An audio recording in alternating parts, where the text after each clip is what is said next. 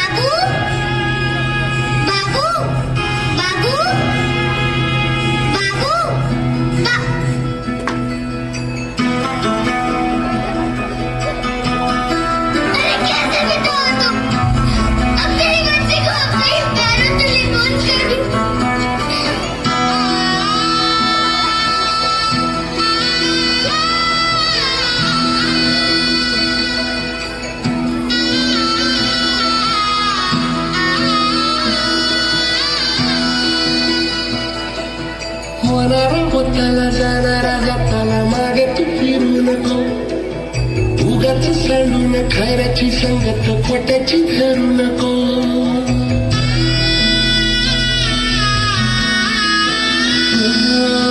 होणारा होताला जाणारा जाताला मागे तू फिरू नको, उगाच सांडून खैराची संगत खोट्याची धरू नको. येईल दिवस तुझ्याही माणसा जिगर सोडू नको, तुझ्या हाती आहे डाव सारा निसर्ग चाल. काळजी रे देवा काळजी रे, माझ्या देवा काळजी रे, देवा काळजी रे, माझ्या देवा काळजी रे.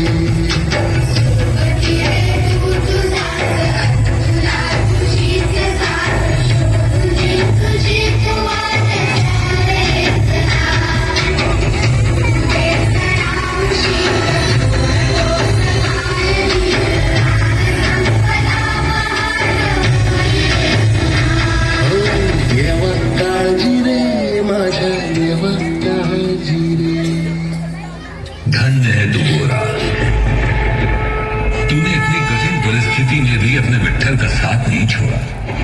तुझ जैसे भक्त पर हमें गर्व है. तुम भी धन्य हो माते, जो अपने पुत्र के लिए भगवान तक से लड़ने को तैयार हो गई. जैसे शांति के लिए उसका पुत्र है, वैसे ही मेरे लिए है. और कोई अपने पुत्र को दुखी नहीं देख सकता.